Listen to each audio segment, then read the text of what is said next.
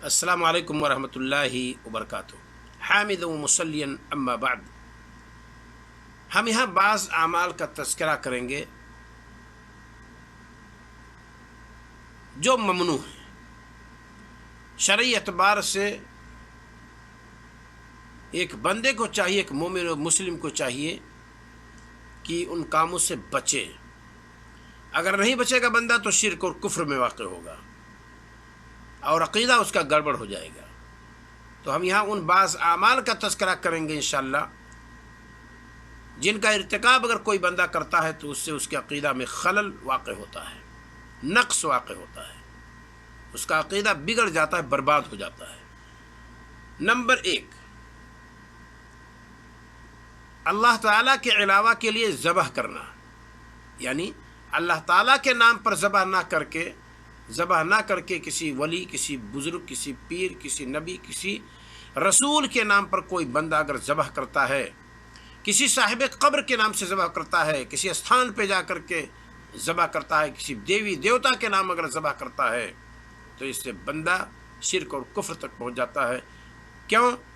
کیونکہ یہ جانور جن کو ہم بھیڑ چڑھاتے ہیں، جن کو ہم ذبح کرتے ہیں، یہ ہمارے لیے اور آپ کے لیے مال ہے، اور مالی عبادت اگر کی جا سکتی ہے تو صرف اللہ تعالیٰ کی جا سکتی ہے بس۔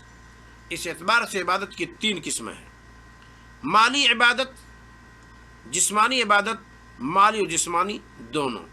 جسمانی عبادت جیسے صلاۃ، اذکار، یہاں مال کی ضرورت نہیں ہے۔ بدنی عبادت جیسے روزہ، اس میں مال کی ضرورت نہیں ہے۔ اور ایک عبادت یہ ہے کہ وہ مال اور بدن یعنی جسمانی اور مالی دونوں سے کہہ سکتے ہیں، جیسے حج۔ اس میں انسان کا رہنا بھی ضروری ہے اور مال یعنی زاد اور راحلہ دونوں کی ضرورت ہے۔ ایک تو توشہ سفر ہو آپ کے پاس، خانہ کعبہ تک جانے اور گھر تک واپس آنے کا، اور دوسری یہ کہ آپ کے پاس طاقت ہو، آپ سواری پر بیٹھ سکتے ہو، تو آپ پر فرض ہے۔ استطاعت اسی کو کہا گیا ہے۔ تو مال یہ یعنی ذبح کرنا کسی کے نام پر یہ مالی عبادت ہے، اور یہ صرف اللہ تعالیٰ کے لیے کیا جا سکتا ہے بس۔ عقیقہ ہو، اضحیہ ہو، یوں ہی ذبح کر کے تقسیم کرنا ہو، ہر حالت میں اللہ رب العالمین کے نام پہ ذبح کرنا ہوگا۔ تو جو مسلمان کسی غیر اللہ کے نام پہ ذبح کرتا ہے گویا کہ وہ غلط کام کرتا ہے۔ من ذبح لغیر اللہ فقط اشرک، جس نے غیر اللہ کے لیے ذبح کیا اس نے شرک کیا۔ بعض روایات میں موجود ہے، لوگوں نے کہیں لوگوں نے کلام کیا ہے۔ فصل لربک وانحر، آپ اپنے پروردگار کے لیے صلاۃ ادا کیجیے اور اپنے پروردگار ہی کے لیے آپ قربانی کیجیے، نحر کیجیے۔ یہ اللہ رب العالمین کا مطالبہ ہے۔ لہذا صلاۃ جسمانی عبادت ہے اور یہ قربانی یہ مالی عبادت ہے۔ جسمانی اور مالی دونوں قسم کی عبادت صرف اللہ رب العالمین کے لیے ہونی چاہیے، کسی اور کے لیے نہیں۔ ذرا دیکھیے، ایک حدیث ہے، اللہ کے رسول صلی اللہ علیہ وسلم نے فرمایا، علی رضی اللہ تعالیٰ عنہ راوی ہے، کہتے ہیں کہ رسول اکرم صلی اللہ علیہ وسلم نے فرمایا، لعن اللہ من لعن والدہ، اللہ تعالیٰ کی لعنت اس پر ہو جو اپنے والد کو لعن طعن کرے۔ ولعن اللہ من ذبح لغیر اللہ، اور اس پر لعنت ہو جس نے اللہ تعالیٰ کے علاوہ کے لیے ذبح کیا۔ ولعن اللہ من آوى محدثا، اور اس پر لعنت ہو جو کسی بدعتی کو پناہ دے، جگہ دے، اس کی طرف سے دفاع کرے۔ ولعن اللہ من غیر منال الارض، اور جس نے زمین کے نشان کو بدل دیا ہے اس پر بھی اللہ تعالیٰ کی لعنت ہو۔ زمین کے نشان کو بدلنے کا طریقہ جو بھی ہو، چاہے زمین پہ بروقت جو نشان موجود ہے اس کو دائیں بائیں کر دے، کسی کے پراپرٹی پر قبضہ جمانے کے لیے، یا دستاویز میں کوئی الٹ پھیر کر دے، سب چیزیں اس کے اندر داخل ہیں۔ لہذا ہمیں اور آپ کو چاہیے کہ ہم ذبح کریں تو صرف اللہ رب العالمین کے نام پر۔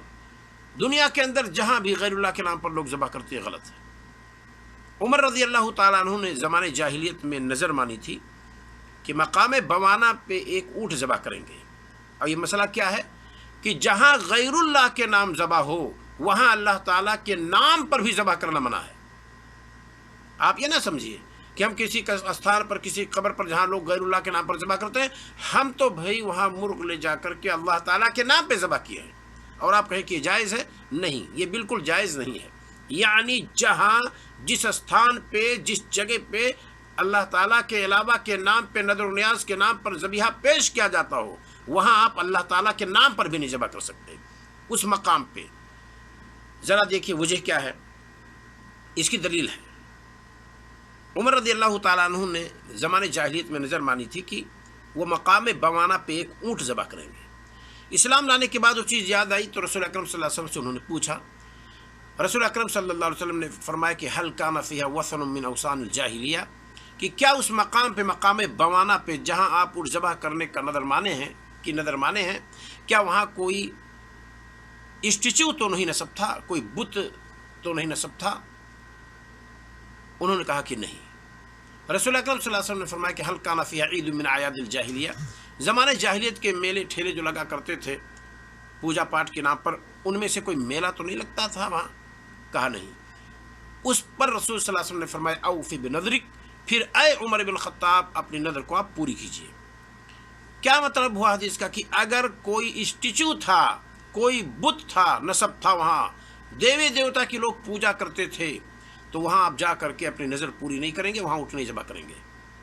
ایسے ہی پوجا پاٹ کے نام پر کوئی میلہ وہاں لگتا تھا زمانے جاہلیت کا تو وہاں بھی جا کر کے آپ ذبح نہیں کریں گے۔ اولاً یہ کہ آپ کا عقیدہ نہ بگڑ جائے، اور دوسرے یہ کہ آپ سے جو لوگ متاثر ہوں گے، آپ کو جو لوگ قائد سمجھتے ہوں گے، وہ آپ کے اس عمل کو دیکھ کر کے بگڑ سکتے ہیں کہ شاید آپ بھی اسی اسٹیچو کے نام پر ذبح کرنے کے لیے آئے ہیں اور اسی استھان کے نام پر آپ قربانی کرنے کے لیے آئے ہیں، لہذا ایسی جگہوں سے بچا جائے۔ اللہ رب العالمین سے دعا ہے مولا کہ ہم اور آپ کو جب بھی توفیق عطا فرمائے کہ ہم کبھی بھی یہ مالی عبادت اس نوعیت کی کریں تو صرف اللہ رب العالمین کے لیے، اور وہ کیا ہے کہ ذبح کریں تو صرف اللہ تعالیٰ کے لیے، ورنہ ہم شرک میں واقع ہوں گے، کیونکہ یہ عبادت ہے اور یہ توحید الوہیت ہے، یعنی افراد العبادت للہ وحدہ، صرف اللہ واحد کے لیے تمام عبادات کو خاص کرنا ہے۔ اب اگر ہم اس عبادت کو کسی اور کے لیے کریں گے تو مشرک ٹھہریں گے۔ اللہ رب العالمین ہمیں اور آپ کو اس مسئلے کو سمجھنے کی توفیق عطا فرمائے۔ السلام علیکم ورحمۃ اللہ وبرکاتہ۔